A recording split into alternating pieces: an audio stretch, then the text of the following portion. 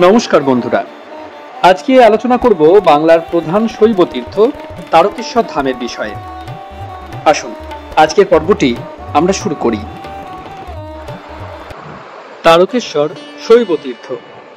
বঙ্গদেশে যে কয়টি শৈব তীর্থ আছে তাহাদের মধ্যে তারকেশ্বরই প্রধান। বাংলা 1257 সালের পূর্বে তারকেশ্বর জঙ্গলাকীর্ণ জলাভূমি ছিল। বর্তমান তারকেশ্বর হাওড়া স্টেশন থেকে মাত্র 36 মাইল দূরে অবস্থিত। 1292 সালে শেওড়াফুলি থেকে তারকেশ্বর পর্যন্ত বিস্তৃত শাখা রেলপথটি খোলা হয়। তখন থেকেই স্থানটির উন্নতি শুরু হয়। ভারতের গভর্নমেন্টের প্রথম পঞ্চবার্ষিকী পরিকল্পনা অনুসারে এই শাখা রেলপথটি বৈদ্যুতিকরণ হওয়ায় যাতায়াতের অনেক সুবিধা হয়েছে।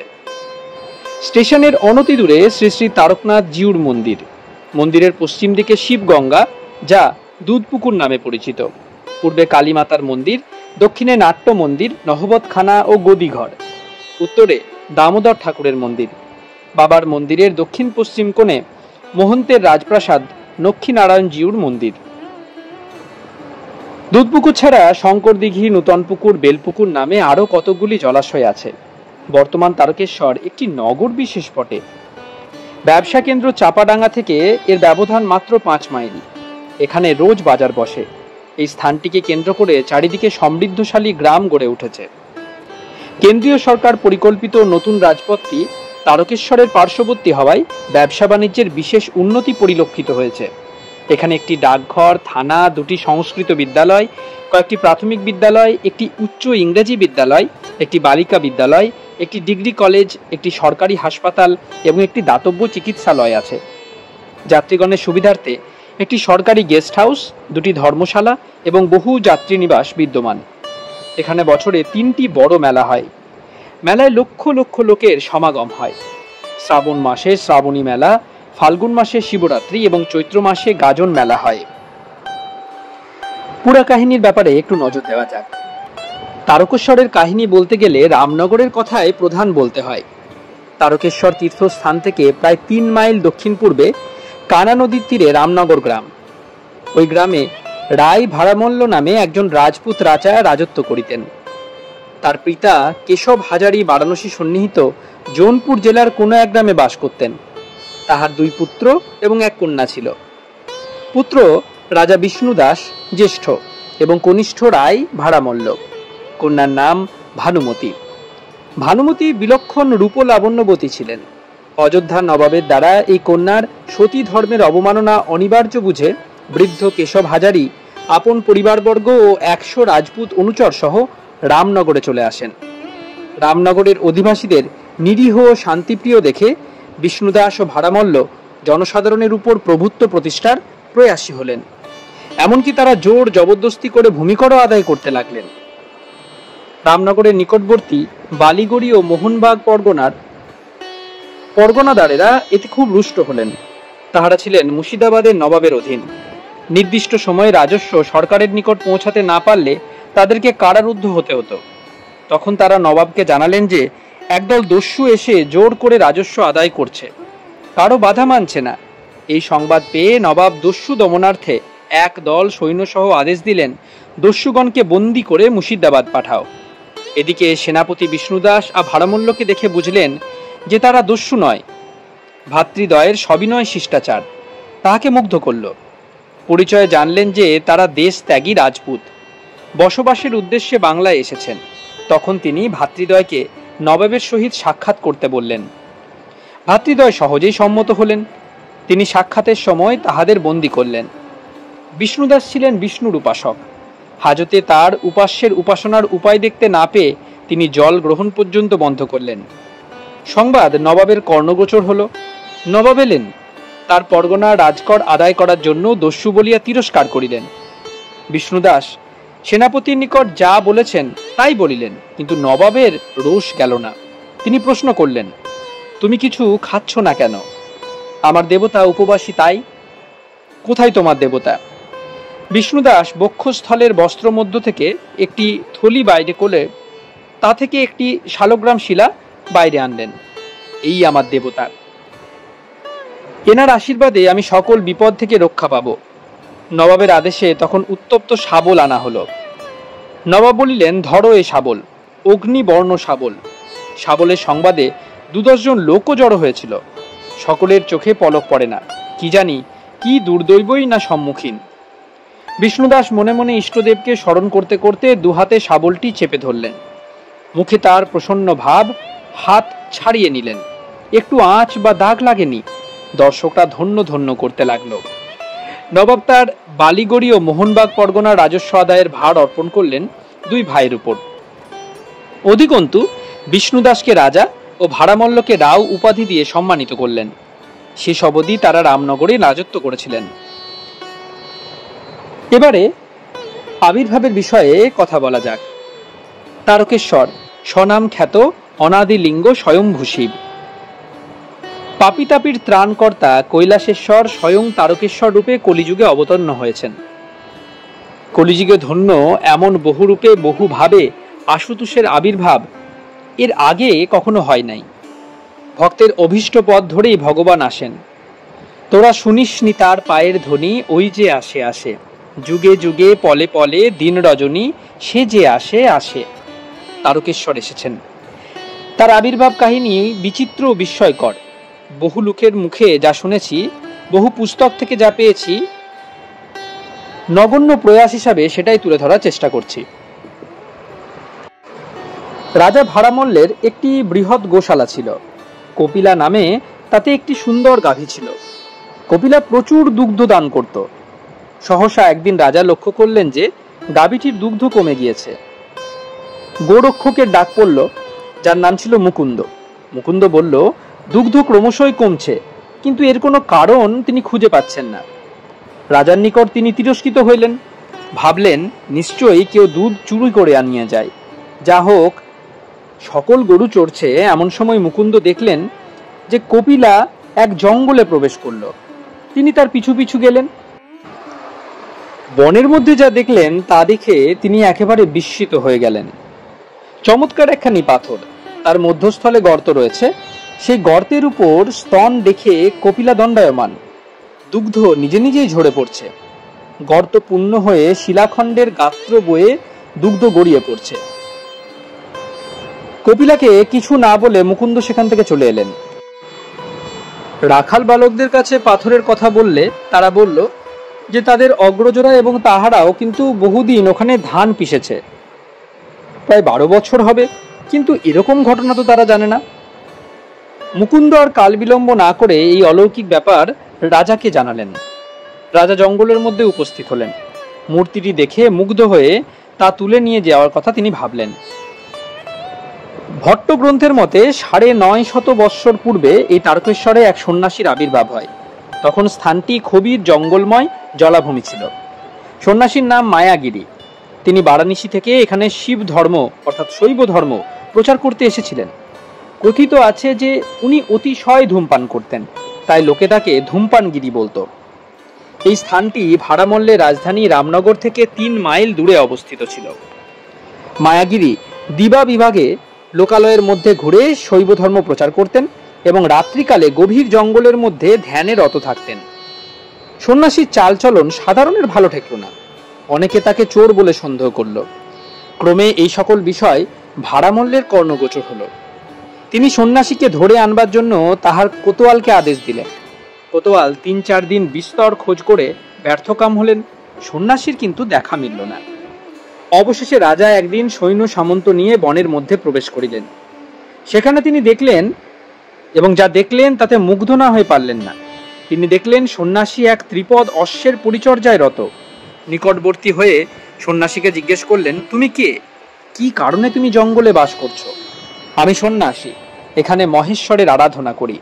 এই অশ্বটি কি তোমার? উহার আরেকটি পদ কি হইল? সন্ন্যাসী পুরোপুরি নিরুত্তর।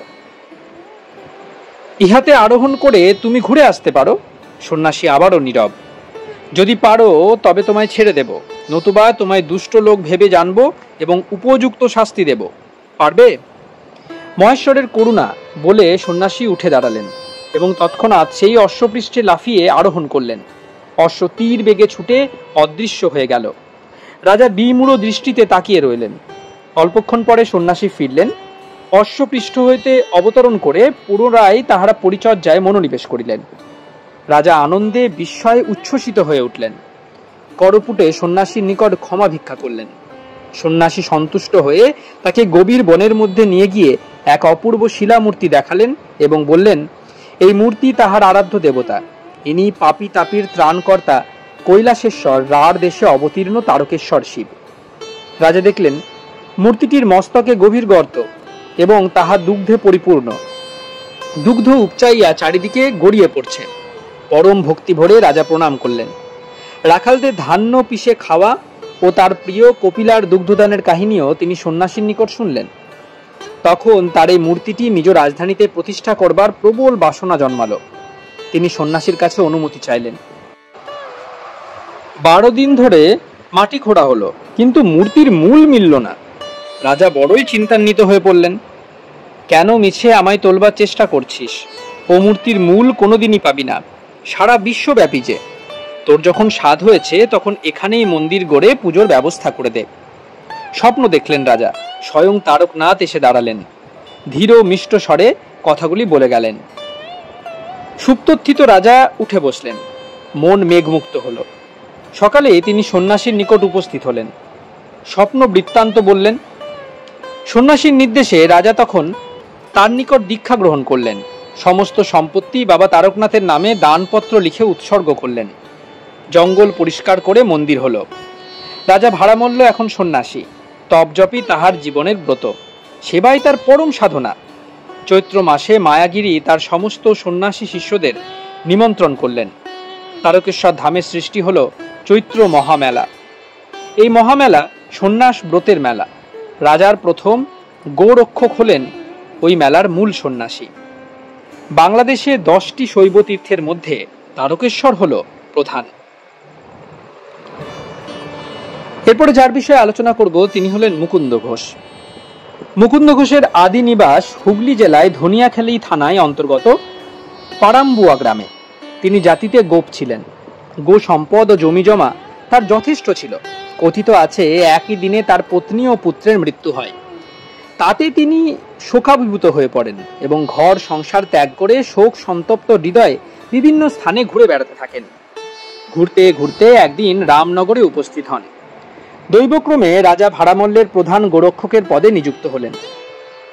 মুকুন্দ ঘোষ দ্বিতীয়বার দ্বার পরিগ্রহ করেন নাই। তারকেশ্বরের নিকটবর্তী গুড়িয়া গ্রামে তার কন্যার বিয়ে হয়েছিল। কন্যার বংশধরেরা এখনো সেখানে বাস করছেন। চৈত্র মহামেলায় তারা মূল সন্ন্যাসীর ভূমিকা গ্রহণ করেন। দ্বিতীয় সন্তানাদি না থাকায় মুকুন্দ ঘোষের বংশের কেউ আর নেই। মৃত্যুর পর তাকে বাবা মন্দিরের পূর্ব পার্শ্বে সমাধিস্থ করা হয়। প্রথম সেবায়িত। রাজা ভাড়ামল্ল রায় কর্তৃক তারকনাথ দেবের মন্দির প্রস্তুত হবার পর সেই মন্দিরের রক্ষণাবেক্ষণের ও পূজার জন্য দেবাদিদেব তারকনাথ রাজা ভাড়ামল্লকে স্বপ্নে আদেশ দেন যে তার নিত্য পূজার সেবাদির জন্য নিষ্ঠাবান ব্রাহ্মণ নিযুক্ত করতে হবে। ঠাকুর আরও জানান যে সিংটি নিবাসী চতুর্ভুজ গাঙ্গুলি নামক জনৈক জন্মান্ধ ব্রাহ্মণকে তার সেবায়িত নিযুক্ত করতে হবে। উক্ত ব্রাহ্মণও অনুরূপ আদেশপ্রাপ্ত হওয়ার পর ঠিক তার পরদিনই সকালে নিজের স্ত্রীকে নিয়ে তারকেশ্বর অভিমুখে রওনা দিলেন। পথমধ্যে রাজা ভাড়ামল্ল কর্তৃক প্রেরিত লোক দেখতে পাইলেন একটি অন্ধ ব্রাহ্মণ একটি স্ত্রীলোকের স্কন্ধে ভর করে রাস্তা দিয়ে চলছে। রাজানুচর উক্ত ব্রাহ্মণের নাম অবগত হয়ে তাকে সসম্মানে রাজার নিকট নিয়ে যান। রাজা ভাড়ামল্ল ব্রাহ্মণকে যথোচিত সেবা যত্নে আপ্যায়িত করে তারকনাথ দেবের পৌরোহিত্যে বরণ করেন। ব্রাহ্মণও তাহার জন্ম বৃত্তান্ত রাজার গোচরীভূত করে বললেন, একজন অন্ধ ব্রাহ্মণের পক্ষে দেবতার সেবা কিরূপে সম্ভব হইবে? সেই রাত্রে ব্রাহ্মণ পুনরায় স্বপ্ন দেখিলেন যে একজন জটাধারী ব্রাহ্মণ এসে বলছেন, তারকনাথ দেবের মন্দিরের পশ্চিমে যে পুকুর আছে, যেটা এখন দুধ পুকুর নামে খ্যাত, তাহাতে স্নান করিলেই তুমি দৃষ্টিশক্তি ফিরে পাবে। ব্রাহ্মণ প্রত্যুষে শয্যা ত্যাগ করে তারকনাথ দেবের নাম স্মরণ করে রামনগর হইতে তারকেশ্বর অভিমুখে রওনা দিলেন। বাবার স্বপ্নাদিষ্ট পুকুরে স্নান করে দৃষ্টিশক্তি ফিরে পেলেন। অনাদিলিঙ্গ দর্শন করে পরম ভক্তিরসে আপ্লুত হয়ে পড়লেন। সেদিন থেকে গাঙ্গুলি মশাই বাবার প্রধান সেবায়িত নিযুক্ত হন। রাজা ভাড়ামল্ল মন্দিরের পশ্চিম পার্শ্বে, যেখানে এখন গদিঘর আছে, ব্রাহ্মণের বসবাস করবার জন্য একটি কুটির নির্মাণ করিয়ে দেন। গাঙ্গুলি মহাশয় সেখানে বাস করে বাবার সেবায় আত্মনিয়োগ করেন। কিছুদিন পর বর্ধমানের মহারাজ বাবার দর্শন করতে আসেন। তিনি উক্ত ব্রাহ্মণের মুখে দৃষ্টিশক্তি ফিরে পাওয়ার অলৌকিক কাহিনী শুনে বাবার জন্য এবং সেবায়িত ব্রাহ্মণের বসবাস ও গ্রাসাচ্ছাদনের জন্য একটি পাঞ্জাসহ ঘোড়া ছেড়ে দিয়ে বলেন যে ঘোড়াটি যত দূর পরিক্রমা করে আসবে তা বাবার সেবায়িত গাঙ্গুল মহাশয়ের সম্পত্তি হবে। ঘোড়াটি 5খানি মৌজা পরিক্রম করে আসলে বর্ধমান রাজা অল্প খাজনায় উক্ত মৌজাগুলি গাঙ্গুলি মশাইকে পত্তনি দিয়ে ভঞ্জিপুর গ্রামে বসতি স্থাপন করেন। উক্ত মৌজার কিছু কিছু গাঙ্গুলি মশাইয়ের নামে চলিয়া আসিতেছে, তবে এখন তাহা দেবোত্তরভুক্ত হয়েছে। আজও তার বংশধরগণ উক্ত ভঞ্জিপুর গ্রামে বাস করে বাবার পৌরোহিত্য ধর্ম পালন করে আসছেন। এবারে মহান্ত পরিচিতির দিকে একটু নজর দিই। অনেকের ধারণা রাও ভাড়ামল্ল সম্পত্তি দানের পরই নিজেই মহান্ত হয়েছিলেন, কিন্তু তা ঠিক নয়। হুগলি জেলার ইতিহাসে পাওয়া যায় যে তিনি উক্ত মুকুন্দ ঘোষকে তারকেশ্বরের প্রথম মহন্ত করে দেব সেবার সমুদয় ভার তার উপরেই অর্পণ করেন। ভট্ট গ্রন্থের মত অন্যরূপ। ভট্ট গ্রন্থে পায় যে সন্ন্যাসী মায়াগিরিহ প্রথমে মহন্ত হন। সে যাই হোক, মহন্ত সম্পর্কে ভাড়ামল্লের এইরূপ নির্দেশ প্রদত্ত হয়েছে যে মহন্ত আজীবন ব্রহ্মচারী থাকিবেন, সংসার আশ্রমে তার প্রবেশ নিষেধ। কোনো মহন্তের দেহাবসান ঘটলে তাহার পদে তার শিষ্যই অভিষিক্ত হইবেন। মায়াগিরি মহারাজ 20 বৎসর যাবৎ তারকেশ্বরে মহন্ত ছিলেন। তার মৃত্যুর পর তার প্রধান শিষ্য কমলনাথ গিরি মহন্তের পদে অভিষিক্ত হন। ক্রমে অমরনাথ গিরি, কেশবচন্দ্র গিরি, জওয়াহর গিরি, রাজেন্দ্রলাল গিরি, সুরনাথ গিরি, গোপালনাথ গিরি, বালকৃষ্ণ গিরি প্রভৃতি ব্যক্তিগণ মহন্ত হন। বালকৃষ্ণগিরি রাজত্বকালে সন্ন্যাসীদের সাথে পাঠানদের যুদ্ধ হয়। এই 32 বৎসরের মধ্যে বাংলাদেশের উপর দিয়ে অরাজকতার বন্যা বয়ে যায়। সন্ন্যাসীদের মধ্যে নিজ নিজ স্বার্থ নিয়ে দ্বন্দ্ব বাঁধে। এই সময়কার সকল মহন্তের নাম পাওয়া যায় না। গৌরনাথ গিরি, নির্মলনাথ গিরি, যজ্ঞেশ্বর গিরি, বলভদ্র গিরি, শ্যামলনাথ গিরি, শিবনাথ গিরি, বীরভদ্র গিরি প্রভৃতি মহন্তগণের নাম কিন্তু পাওয়া যায়। মহেন্দ্রগিরি বলভদ্রগিরিকে বলপূর্বক বিতাড়িত করে মহন্তের পদ অধিকার করেছিলেন। পরে বীরভদ্রগিরি মুর্শিদাবাদের নবাবের সাহায্য নিয়ে মহেন্দ্রগিরিকে পদচ্যুত করেন, কিন্তু তিনি নিজে আসন নেন নাই। নিজের শিষ্য সমুদ্রগিরিকে ওই পদে অভিষিক্ত করে পশ্চিম অভিমুখে চলে যান। ওই সময় সমুদ্রগিরি নাগপুরে বিরাট ব্যবসা করেন। দেশে তখন মোগল মারাঠার যুদ্ধ ও বর্গির হাঙ্গামা চলছে। সন্ন্যাসীগণ যেদিকে পারলেন স্বার্থ অন্বেষণে বাহির হয়ে গেলেন। তারকেশ্বর ক্রমেই বন জঙ্গলে পরিপূর্ণ হয়ে উঠল। কিছুদিন পরে যুদ্ধ মিটল, বর্গির হাঙ্গামা বন্ধ হলো। সন্ন্যাসীরা একে একে তারকেশ্বরে ফিরলেন। নাগপুর হইতে সমুদ্রগিরিও ফিরলেন। নিজ অর্থ ব্যয়ে মন্দির সংস্কার করেন। এই সময় ইংরেজরা প্রবল হয়ে ওঠে। তারা ব্যবসায়ী সন্ন্যাসীদের উপর জুলুম করে কর আদায় করতে শুরু করে। ফলে সন্ন্যাসী ও ইংরেজ দলে দ্বন্দ্ব বাঁধলে মহন্ত বিলাসগিরি যুদ্ধের ভয়ে ভীত হয়ে পুরীর রাজার নিকট মঠ বিক্রি করে চলে যান।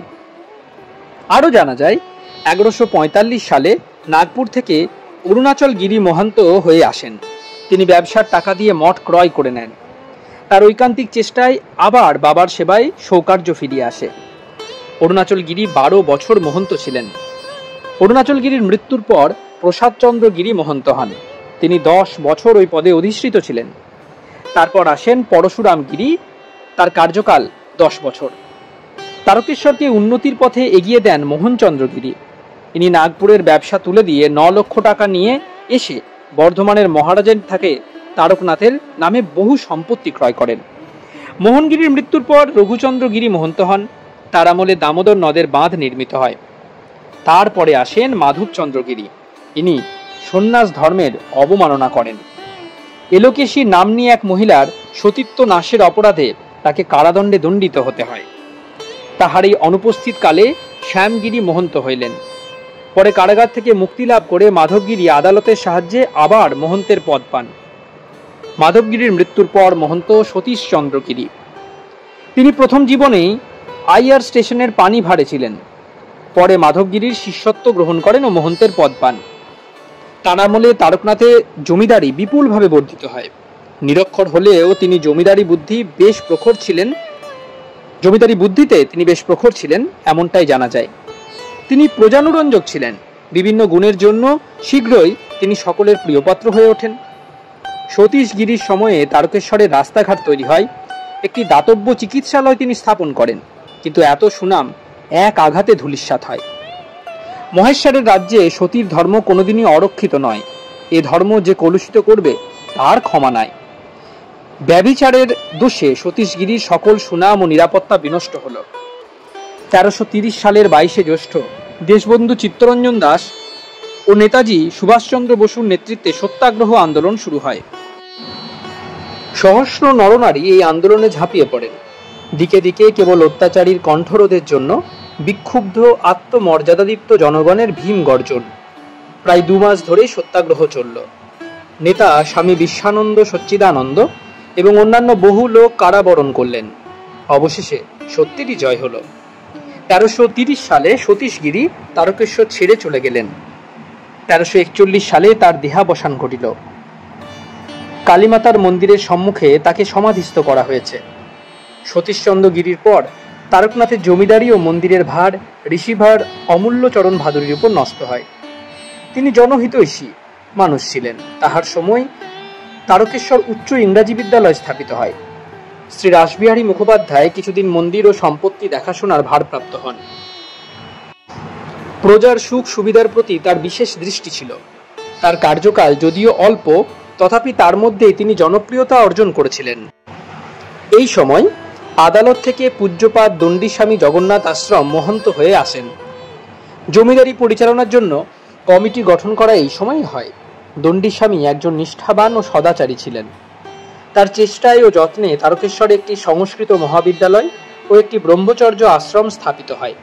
তিনি শাস্ত্রজ্ঞ ও বিদ্যা অনুরাগী ছিলেন। গুরুর আদেশে এবং নানা কারণে তিনি মহন্ত পদ ত্যাগ করেন। তিনি তার প্রিয় শিষ্য শ্রী ঋষিকেশকে মহন্ত পদে অভিষিক্ত করিয়া কাকো মঠে চলে গিয়েছিলেন।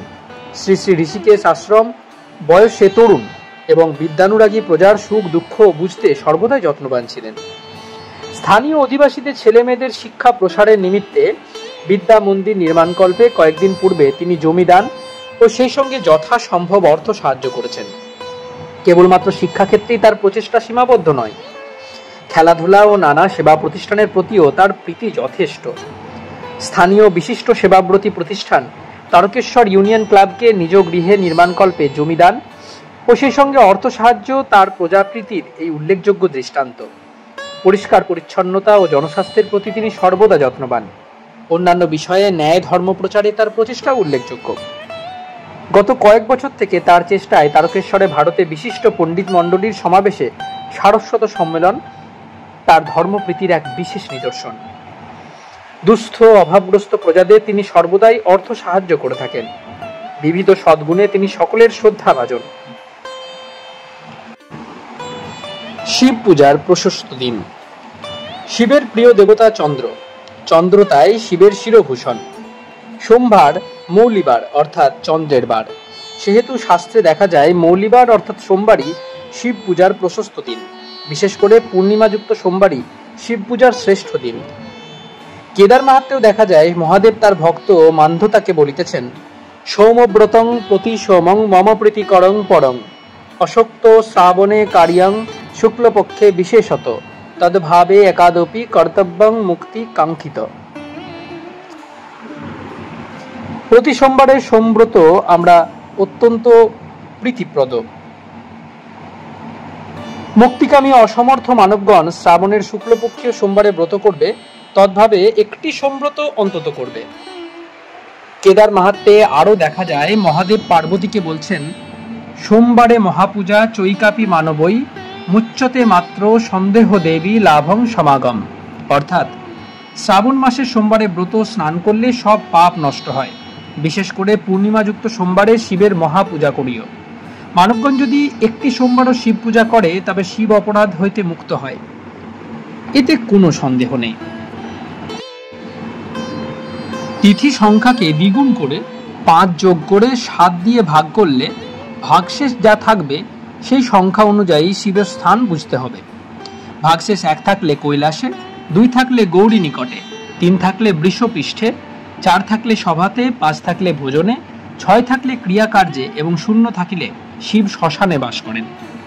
যখন শিব কৈলাসে তখন পূজা করলে সৌখ্য লাভ, গৌরী নিকটে থাকলে সুখ সম্পদ লাভ, বৃষপৃষ্ঠে থাকলে কার্যসিদ্ধি, ক্রীড়াতে থাকলে কার্যনাশ এবং শ্মশানে থাকলে মৃত্যু হয়। যথা শুক্লা প্রতিপদ হইতে অমাবস্যা পর্যন্ত 30টি তিথি, ইহার মধ্যে যে তিথিতে কার্য করতে হবে সেই তিথিকে দ্বিগুণ করতে হবে। যেমন শুক্লা তৃতীয়া সংখ্যক 3 তিথি, তাকে দ্বিগুণ করলে 6 হবে, তার সঙ্গে 5 যোগ দিলে 11 হবে, তাকে 7 দিয়ে ভাগ করলে দেখা যায় 4 ভাগশেষ থাকে। এখন বিচার করে দেখতে হবে যে উক্ত চতুর্থ সংখ্যায় শিব কোথায় বাস করছেন। পূর্বে শ্লোকে দেখা যাচ্ছে যে সভারাঞ্চ চতুর্থকে, সভাতে বাস করছেন এবং সভা সন্তাপকারিণী। ইহা দ্বারা বোঝা গেল যে শিবের সভাতে বাস যজমানের সন্তাপকারী হয়। উক্ত সময় পূজা করলে যজমান সন্তাপ ভোগ করেন। কাজেই উক্ত তৃতীয়া তিথি শিব পূজায় প্রশস্ত নহে। সেরূপ দ্বিতীয়া, পঞ্চমী, ষষ্ঠী ইত্যাদি তিথি পূজার প্রশস্ত। শিবব্রত নানামুনির নানা মত, হাজার শাস্ত্রে হাজার বিধান, পরস্পরের মিল নাই। এক শাস্ত্রে যাহা বলেন অন্য শাস্ত্র তাহা অশুদ্ধ প্রমাণ করেন। আমার মতে আরাধ্য দেবতার আরাধনার জন্য কোনো দিনক্ষণের প্রয়োজন নাই। সন্তান দেবতার আরাধনা করবে, সেজন্য লগ্ন খুঁজবার প্রয়োজন কি? দেবদেবী আমাদের পিতৃ মাতৃ স্বরূপ। আমরা আমাদের পিতামাতাকে শ্রদ্ধা জানাবার জন্যই তো কোনো লগ্নের অপেক্ষায় বসে থাকি না। তবে দেবতার আরাধনার জন্য লগ্ন খুঁজবো কেন? মন যখন চাইবে, অন্তর তখন একাগ্র চিত্তে কামনা করবে, তখনই দেব আরাধনার প্রশস্ততম লগ্ন। বিশেষ করে প্রতিষ্ঠিত পীঠস্থানে দেবতার পূজার জন্য বিশেষ লগ্নের প্রয়োজন হয় না। যেখানে নূতন করে প্রাণ প্রতিষ্ঠান প্রয়োজন নেই, যেখানে দেবতা নিত্য সদা সর্বদা বিরাজমান, সেখানে দেবতার পুজোর জন্য লগ্নের অপেক্ষা না করে অন্তরের একাগ্রতা নিয়ে যে যার সুবিধা মতো পুজো করবে, এটাই নিয়ম হওয়া উচিত। সোমব্রতের বিধি, শিব পূজা বিধি ও শিব পূজা ফল। পূর্বদিন নখ চাচিয়া গঙ্গামাটি মাখিয়া স্নান করিতে হয়। ওই দিন নিরামিষ আহার করা উচিত। ব্রতের দিন তৈল মদ্দন, বিলাসদ্রব্য উপভোগ, দিবানিদ্রা, পাশা খেলা ও স্ত্রী পুরুষ সহবাস নিষিদ্ধ। প্রাতঃ স্নান ও প্রাতঃ সন্ধ্যা করে প্রাতঃকালেই সংকল্প করিবেন। সম্ভব হইলে বাবার ধামে আসিয়া বাবার পূজা করিয়া ব্রত করাই বাঞ্ছনীয়।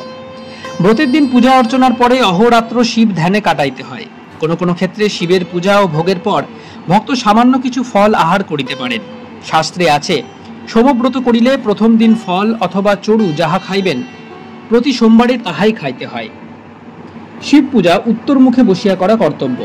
সকল পূজাতে শিখা বন্ধন হইতে সর্বদেবতার পূজা পর্যন্ত করিয়া, তন্মধ্যে পার্থিব শিব পূজোক্ত প্রতিষ্ঠা আবাহন স্থাপন বাদ দিয়া, তারপর তত্তৎ দেবতা ধ্যান ও পূজা করবেন।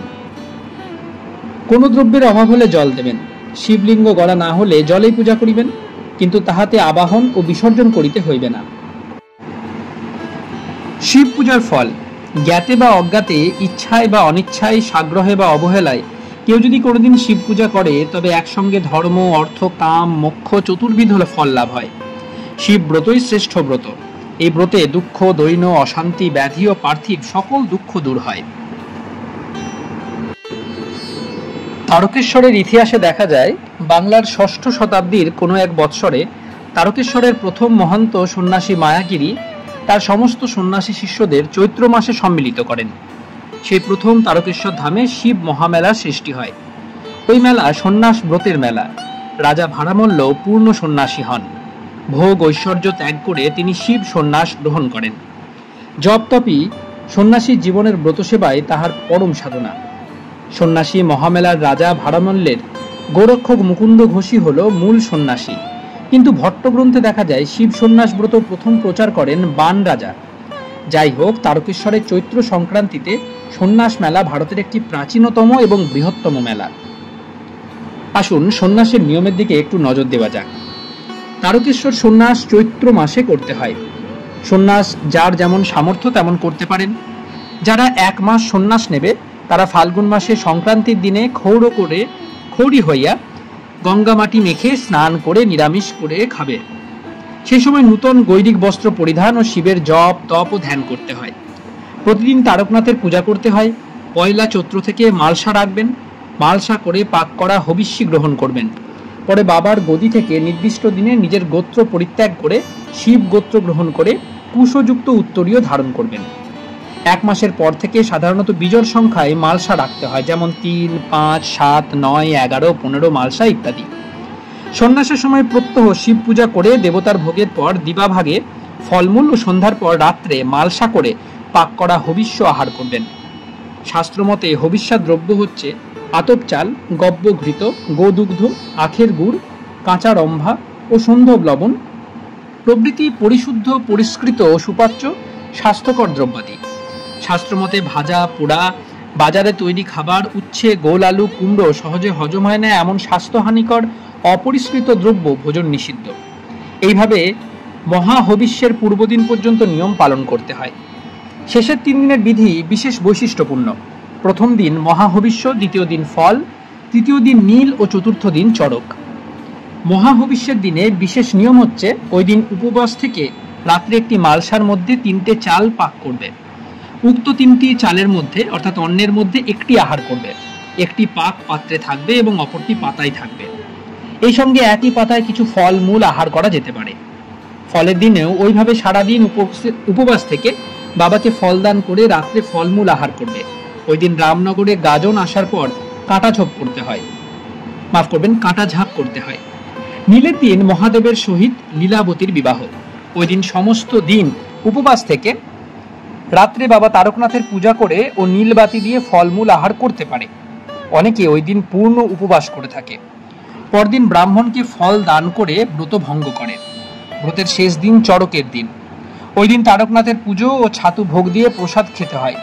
ওই দিন ব্রতের নিয়ম কিছু হালকা করে লুচি, উচ্ছে, তরকারি ইত্যাদি মুখরোচক অথচ সহজ পাচ্য দ্রব্যাদি আহার করতে হয়। পয়লা বৈশাখ সকালে শিব গোত্র পরিত্যাগ করে নিজ গোত্রে পুনঃপ্রবেশপূর্বক উত্তরীয় ত্যাগ করতে হয়। পরে ব্রাহ্মণের চরণে তেল, হলুদ, ভূজ্যপাত্র উৎসর্গ করে পাত্র ভূজ্য করে নিয়ম ভঙ্গ করতে হয়। সেদিন বৎসরের প্রথম দিন। ওই দিন তারকনাথ দেবের পূজা দিয়ে সারা বৎসরের জন্য শান্তি প্রার্থনা করতে হয়। এবার আলোচনা করব তারকনাথের নিকট হত্যাদানের অর্থাৎ ধর্ণা দেওয়ার বিধি অর্থাৎ ধর্ণা দেওয়ার নিয়ম। ভারতবর্ষের মধ্যে এখনো যে সকল তীর্থে প্রতিদিন দেবতার প্রত্যক্ষ আদেশ পাওয়া যায়, তারকেশ্বরের তীর্থ তার মধ্যে অন্যতম ও শ্রেষ্ঠতম। অতি বড় নাস্তিক ও অধার্মিক বাবা লীলা প্রত্যক্ষ করে পূর্ব মত বদল করতে বাধ্য হন। হত্যা দেওয়ার পূর্বদিন নিরামিষ খেয়ে শুদ্ধাচারে থাকতে হয়। হত্যা দেওয়ার দিন তারকেশ্বরের ধামে এসে খৌরি হয়ে ও গঙ্গা মাটি মেখে স্নান করে বাবার পূজা করবেন এবং মনস্কামনা নিবেদন করবেন। তারকনাথের ভোগের পর দেবতার পূজার প্রসাদাদি মিষ্টসহ আতপ চাল ও দুগ্ধ দ্বারা চড়ুপাক করে আহার করবেন। বিকেল 4টার পর পুনরায় স্নান করে বাবার গদিতে নাম লিখিয়ে তারকনাথ দেবের দর্শনপূর্বক হত্যা দেবেন। অতঃপর দিবারাত্রি শিবের ধ্যান করে বাবাকে নিজের মনস্কামনা জানাবেন এবং করুণা ভিক্ষা করবেন। একাগ্রতা থাকলে নিশ্চয়ই একদিন না একদিন প্রত্যাদেশ পাবেন। ব্যাধি নাশ, মনস্কামনা পূর্ণ ও যিনি যেমন বাসনা নিয়ে হত্যা দেন তিনি সেইরূপ ফল লাভ করেন। জীবনের বহু হতাশ ব্যক্তি অলৌকিক আদেশ পেয়ে পুনর্জীবন লাভ করেছেন, এমন বহু দৃষ্টান্ত এখানে বর্তমান। হত্যার প্রথম 3 দিন কোনরূপ খাদ্য ও পানীয় গ্রহণ করতে নাই। অশক্ত হলে চতুর্থ দিন থেকে সামান্য কিছু পরিমাণ চরণামৃত পান করা যেতে পারে। হত্যার বা ধর্নার জন্য সাধারণত 10 থেকে 31 পয়সা খরচ পড়ে। একটি নতুন কাপড়, একটি গামছা ও একটি কম্বল নিজের ব্যবহারের জন্য প্রয়োজন। প্রত্যাদেশ পাওয়ার পরদিন ভালোভাবে পুজো দিয়ে ব্রত ভঙ্গ করতে হয়। এই যে হিসেবটা দিলাম, এই হিসেবটা কিন্তু আগের হিসেব। ধর্নার প্রতি তারকনাথ দেবের প্রত্যাদেশ কি সেটা নিয়ে চলুন আলোচনা করি। ছলনাময় তারকনাথ ভক্তের হৃদয় পরীক্ষার জন্য কত ছলনা করেন তার সংখ্যা নেই। লীলাময় তারকনাথ লীলা ছলে কাকে যে কিভাবে দয়া করেন তা অলৌকিক। প্রথমে যেটা নিয়ে আলোচনা করব তা হলো পাট কাটিতে গঙ্গাজল আনয়ন। শোনা যায় কোনো এক রমণী তার অম্লশূল রোগগ্রস্ত স্বামীর রোগ মুক্তির কামনায় যাবতীয় ডাক্তার বৈদ্যের চিকিৎসা শেষে তারকেশ্বরে এসে ধর্ণা দেয়। ধর্ণা দেওয়ার কালে সে তারকনাথের কাছে মানত করে স্বামী রোগ মুক্ত হলে শিব সন্তোষার্থে সে স্বামী সম নিমাই তীর্থ অর্থাৎ বর্তমানে শেওড়াপল্লী থেকে পদব্রজে গঙ্গাজল এনে শিব পূজা করবে। সতীর একাগ্রতায় বাবার দয়া হয়, স্বামী রোগ মুক্ত হয়। কিন্তু দাম্ভিক পাপিষ্ঠ স্বামী বিশ্বাস করে না দেবতার দয়ায় সে রোগ মুক্ত হয়েছে। তার ধারণা ডাক্তারই তাকে ভালো করেছে। মানত মতো গঙ্গাজল আনার জন্য স্ত্রী পিড়াপিড়ি করাতে স্ত্রীকে ভৎসনা করে বলে, আমি পাটকাঠির বাঁকে সুতো দিয়ে বেঁধে যদি 2 কলসি গঙ্গাজল নির্বিঘ্নে তারকেশ্বর নিয়ে যেতে পারি, বাবার মহিমা স্বীকার করব, নতুবা নহে। ভক্তের ভগবান তারকনাথ সতীর মান রক্ষার জন্য সহস্তে সেই কলসি ধরে তার সঙ্গে সঙ্গে আসেন। সতীর পুণ্য বলে স্বামী রোগমুক্ত হলেও তারকনাথ নাস্তিকের ফল গ্রহণ করেননি। তার আদেশে জল শিব গঙ্গায় দেওয়া হয়।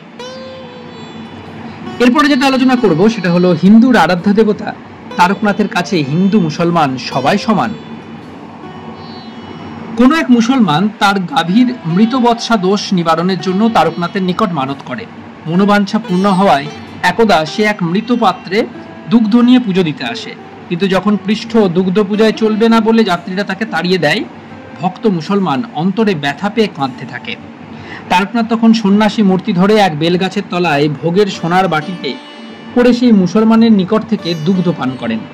এদিকে ভোগের সময় ব্রাহ্মণেরা সেই সোনার বাটি না পেয়ে মহা চিন্তিত হয়ে পড়েন এবং চতুর্দিকে সেই বাটির অনুসন্ধান করতে করতে মুসলমানের হস্তে সেই বাটি দেখে তাকে মহন্তের নিকট ধরে নিয়ে যায়। সেখানে সে মুসলমানের মুখে দেবতার অলৌকিক কাহিনী শুনে রোমাঞ্চিত হয়ে ওঠেন ও অজ্ঞাতে ভক্তের হৃদয়ে বাধা দেওয়ার জন্য দেবতার নিকট ক্ষমা ভিক্ষা করেন। অন্ধের নিয়ম। 1319 সালের 22শে জ্যৈষ্ঠ হাওড়া থেকে এক ভক্ত অন্ধ শিশু সহ তারকেশ্বরে আসেন। ত্রিরাত্র উপবাসে ধর্নার সময় বাবার আদেশ হয়, পিছনের চরণামৃতের কুণ্ড থেকে চরণামৃত নিয়ে চক্ষুতে লাগালে শিশু চক্ষু ফিরে পাবে। দেবতার মাহাত্ম্যে অসম্ভব সম্ভব হয়। জন্মান্ধ শিশু নয়ন ফিরিয়া পেয়ে প্রথমেই মাতৃমুখ দর্শন করল। দেবাদিদেব তারকনাথের চরণামৃতে লক্ষ লক্ষ লোক ব্যাধি মুক্ত হয়েছে। বোবার বোল। 1319 সালে গোহালা গ্রাম হতে এক মুখ অর্থাৎ বোবা তারকেশ্বরে ধর্ণা দিতে আসে। 3 দিন 3 রাত্রি উপবাসে কাটাবার পর নিশিযোগে বাবার আদেশ হয়, ব্রাহ্মণের পদব্রজ ধারণ করো, ব্যাধিমুক্ত হবে। দেববাক্য সত্য হলো। বোবার বোল ফিরে আসলো। পঞ্চমুখে তারকনাথের নামগান করতে করতে সে গৃহে ফিরে গেল। বাবা তারকনাথ যদি দয়া করেন তাহলে আবার ভয় কিসের? স্বয়ং যমও তাকে স্পর্শ করতে ভয় পায়। স্বপ্নাদেশে আবির্ভূত হয়ে তারকনাথ কখনো সন্ন্যাসী, কখনো ব্রাহ্মণ, কখনো আত্মীয়, কখনো নিজ মূর্তি ধারণ করে লক্ষ লক্ষ ভক্তের মনোবাঞ্ছা পূর্ণ ও ঔষধ বিতরণ করে থাকেন। কখনো প্রত্যক্ষভাবে হাতে হাতে ওষুধ দেয়, কখনো নিজে খাইয়ে দেন, কখনো প্রত্যাদেশ দেন। কাউকেও আদেশ দিলেন, অমুক গ্রামে তোর পূর্বজন্মের পিতা আছেন, গত জন্মের পিতৃ অপরাধে অমুক গ্রামে তোর পিতা নিজ কর্মফলে যত নিজ বংশে জন্মগ্রহণ করুক না কেন, বিনা দ্বিধায় তার প্রসাদ ভক্ষণ কর। পদধূলি নে, তাহলেই পাপ মুক্ত, সেই সঙ্গে ব্যাধি মুক্ত হবি। কাউকে বলেন, ওই ব্যাং ধরে খা। ভক্তিতে মানুষ মুক্তি পায়। সাপ রম্ভায় পরিণত হয়, ব্যাং পরিণত হয় মিষ্টান্নে। একদা এক জল উদরী রোগে কাতর হয়ে তারকেশ্বরে এসে নিষ্ঠাভাবে ধর্ণা দেন। বাবার কৃপায় প্রত্যাদেশ পায়। বাবা স্বপ্নে বলেন, পথে এক কুকুর বেগুনি খাইতেছে, শীঘ্র গিয়ে তার মুখ থেকে ভুক্তাবশিষ্ট বেগুনি ভক্তি ভরে আহার করো, ব্যাধিমুক্ত হবে। ভক্ত দেখে সত্যই রাস্তায় এক শীর্ণকায় কুকুর বেগুনি খাচ্ছে। পুলকিত মনে দেবাদেশ স্মরণ করে বেগুনি কেড়ে নিয়ে ভক্ষণ করল এবং তাতেই ব্যাধি মুক্ত হইল। এরূপ কত যে প্রত্যাদেশ কাহিনী আছে তার সংখ্যা নাই।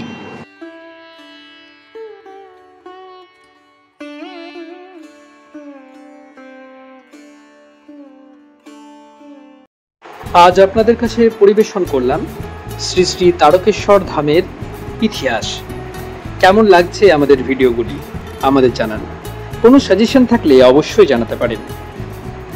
আমাদের ভিডিওগুলি লাইক করুন, সাউথ উইথ দীপাঞ্জন চ্যানেলটি সাবস্ক্রাইব করুন, আপনাদের বন্ধু বান্ধব ও পরিবার পরিজনদের মধ্যে অবশ্যই শেয়ার করে দিন এবং প্রতিনিয়ত বিভিন্ন আপডেট পাওয়ার জন্য বেল আইকনটি অবশ্যই প্রেস করবেন। অনেক অনেক ধন্যবাদ। নমস্কার, ভালো থাকবেন।